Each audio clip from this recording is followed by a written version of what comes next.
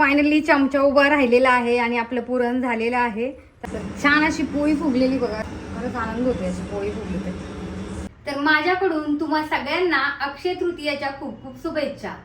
तर आज अक्षय तृतीया स्पेशल छान असा आपण आमरस बनवलेला आहे आणि पुरणपोळी देखील बनवलेली आहे. सकाळपासून खूप बिझी होते, म्हटलं चला आता निवांत वेळ शूट करूया. तर आज छान असं जेवण बनवलं आहे, ते मी तुम्हाला दाखवणार आहे. तर आज अक्षय तृतीयेला पूजेसाठी मी इथं फुलं आणलेली आणि गजरा पण आणलाय. मेन म्हणजे मला शूट करायचं होतं साडी घालून, पण ते काही पॉसिबल झालं नाही कारण वेळच मिळाला नाही. तर इथे आधी मी देवपूजा करून घेतलेली आहे आणि आता आपण अक्षय तृतीयेच्या पूजेची तयारी करूयात. तर अक्षय तृतीया हा 3.5 मुहूर्तापैकी एक मुहूर्त मानला जातो आणि या दिवशी शुभ कार्य असतात ती केली जातात. काही लोक लग्न पण या दिवशी करतात आणि काही नवीन वस्तू घ्यायची असेल, म्हणजे घर घ्यायचं असेल, कार घ्यायची असेल, तर या दिवशी लोक घेतात. तर ही पूजा प्रत्येक ठिकाणी वेगवेगळी मांडली जाते कारण की प्रत्येकाच्या रूढी परंपरा ह्या वेगवेगळ्या असू शकतात. तर या अक्षय तृतीयाच्या पूजेसाठी आपण हे जे आहे हा कलश, अक्षय कलश त्याला म्हणतात, तो आपण तयार करायचा आहे. तर याच्यामध्ये आपण तांदूळ आहे, तांदूळ भरून घ्यायचे आहेत आणि त्याच्यामध्ये 21 कॉईन हे ठेवायचे आहेत. तर हा जो कलश आहे हा श्रीकृष्णांनी पांडवांना वनवासात जाण्यासाठी दिलेला, जेणेकरून त्यांना वनवासात गेल्यानंतर धनधान्याची कमी पडू नये यासाठी हा कलश दिला जातो. तर आता आपण याची पूजा करूयात. तर तुम्ही मातीचा कलशसुद्धा घेऊ शकता. तर याच्यामध्ये 21 कॉईन आणि काही सोन्याची जर वस्तू असेल, नवीन खरेदी केलेली असू दे किंवा जुनी असू दे, ती आपण ठेवायची आहे. नंतर या कलशाची दिवा आणि धूप लावून पूजा करायची. तर आता माझी पूजा झाली आहे. आता बनवूया मस्तपैकी पुरणपोळी. तर ही बघा डाळ शिजून झालेली आहे पुरणपोळीसाठी आणि ह्याच्यामध्ये आमटीसाठी थोडंसं पाणी ठेवायचं होतं मला, पण सगळं पाणी बघा आटून गेलं आहे आणि काहीच आमटीसाठी पाणी राहिलेलं नाही आहे. आता थोडीशी डाळ काढून परत त्याला पाणी टाकून उकळून घेणार आमटीसाठी. आणि याच्यात बघा हा गूळ आहे, हा गूळ टाकू आपण. तर मी सगळं अंदाजानेच टाकलेलं आहे. एक दीड वाटी असेल डाळ, तर काही लोक 1 वाटी डाळ आणि 1 वाटी गूळ असं टाकतात.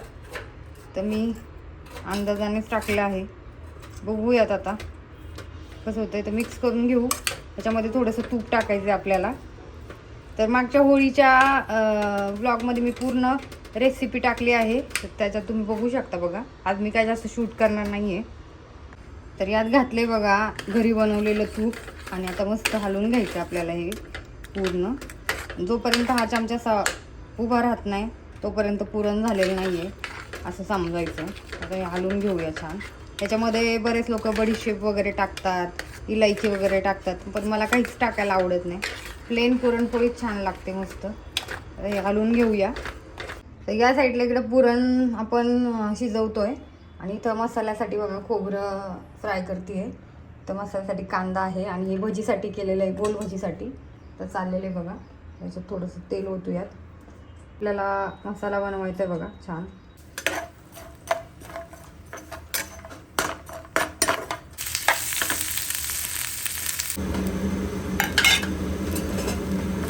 फायनली चमचा उभा राहिलेला आहे आणि आपलं पुरण झालेलं आहे. तर असं हे ओळखायचं आहे. पुरण झालेलं आहे बघा. गॅस बंद करते. थोडंसं थंड व्हायला ठेवूयात. तोपर्यंत इथं मसाला आपला झालेला आहे बघा. त्याच्यामध्ये कोथिंबीर वगैरे टाकूयात. इथं बघा कोथिंबीर घेतली आहे, मिरची घेतली आहे आणि थोडासा ओवा जिरं टाकलेलं आहे. आणि आता हे मिक्स करायचं बघा आपल्याला. हे भजीसाठी केलेलं आहे. भरपूर कोथिंबीर घ्यायची. गोल भजी खूप आवडते मला, तर यासाठी भजी तर अशी माझी मम्मी बनवायची, त्याच्यामुळं मी पण तसंच बनवते. परत आमच्या आजीला चांगला स्वयंपाक यायचा आणि तर त्याच्यामुळेच मी शिकलेले बघा. तर सगळ्यात टाइम कन्झ्युमिंग जी प्रोसेस असते ती म्हणजे हे जे पुरण आहे बनवलेलं हे आपल्याला चाळून घ्यायचे चाळणीने. याला खूप वेळ लागतो आणि मेहनत पण खूप लागते आणि ही प्रोसेस खूप लेंदी आहे. पण पुरणपोळी खायची म्हटल्यावर हे आपल्याला करावंच लागणार आहे. आलं पण टाकतात, पण मी नाही टाकत. आधी मी टाकायची पण आता नाही टाकत. त्याचा खूप जास्त स्ट्रॉंग स्मेल येतो. हा बघा हे बनवलेलं आहे. आता ह्याच्यात थोडंसं मीठ टाकू आणि बेसन पीठ. तर याच्यामध्ये बघा पीठ मिक्स केलेलं आहे, मीठ वगैरे टाकलं आहे आणि आता मी पाणी टाकणार नाही आहे. आता हे असंच भिजत ठेवणार आहे थोडा वेळ. बघू आता पाण्याची नंतर गरज लागते आहे का. तोपर्यंत आपण मसाला वगैरे वाटून घेऊया.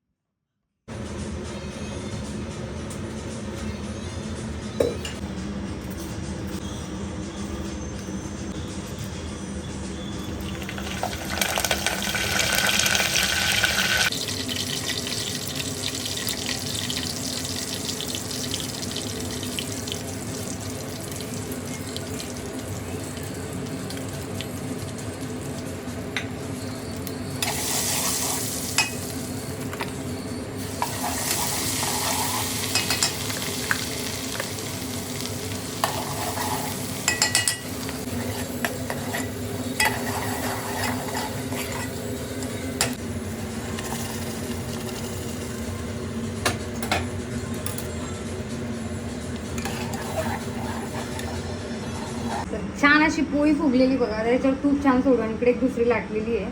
तो वाव किती मस्त फुगली आहे बघा इकडून.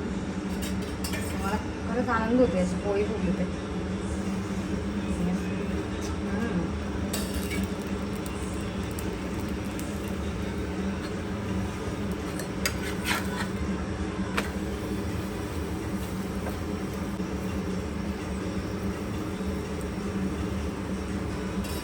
या साईडला झालं बघा आपलं मस्तपैकी आमटी छानच बघा. तिथं झाल्यात आपल्या पुरणपोळ्या बनवून आणि या साईडला आता भजी तळायची त्यासाठी कढई ठेवली. कालवण झालं ते देवाला नैवेद्य दाखवतो आपण. आणि इथं भजीचं पीठ काढून ठेवलेलं आहे. या साईडला हा कलिंगडचा ज्यूस आहे कारण की खूप गरम होतं सध्या. पिऊया देवाचा नैवेद्य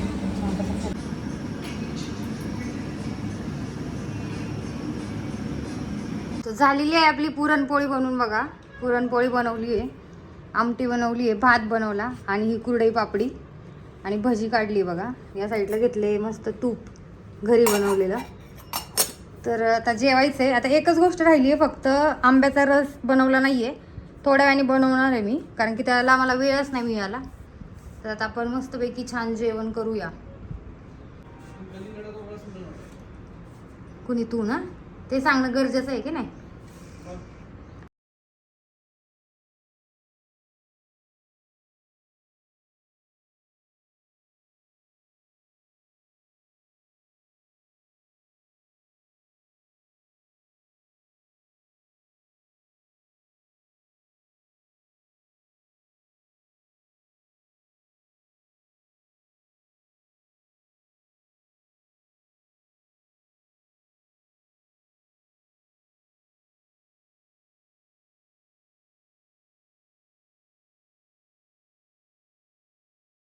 आणि आता बघा हे आपले जे आहेत रत्नागिरी हापूस आंबे आणलेले आहेत.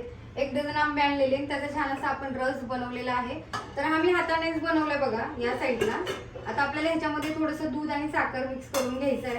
आता आपण ते करून घेऊयात. तर हा आहे बघा रत्नागिरी हापूस आंबा आहे आणि याचा रस आपण बनवलेला आहे बघा या ठिकाणी इथं. आणि आता ह्याच्यात थोडीशी साखर मिक्स करणार आहे आणि दूध आहे बघा थंडगार, हे दूध आपण ह्याच्यामध्ये मिक्स करूयात. आणि ह्याच्यानंतर ना थोडी जी साखर आहे, तुम्हाला जसं गोड आवडतं त्याप्रमाणे तुम्ही ती साखर मिक्स करू शकता बघा. त्याच्यात साखर मिक्स करूयात. तुम्हाला विदाऊट शुगर चालत असेल तर तुम्ही तसं पण करू शकता कारण की आंबा असं पण खायला छानच लागतो.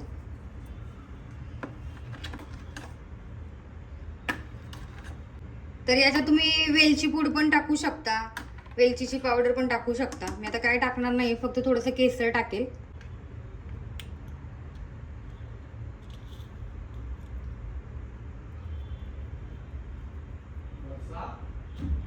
काय बोलला मध्ये व्हिडिओच्या.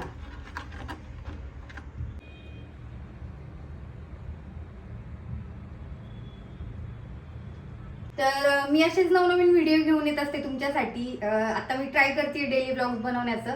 जर तुम्हाला माझे व्हिडिओ आवडत असतील तर माझ्या चॅनलला नक्की लाईक करा, शेअर करा, सबस्क्राईब करा आणि कमेंट करून सांगा की तुम्हाला माझे व्हिडिओ कसे वाटतात. आणि आपला इन्स्टाला पण चॅनल आहे, माझं पर्सनल पण आहे आणि ट्रॅव्हलचं पण आहे, त्याला पण तुम्ही नक्की फॉलो करा.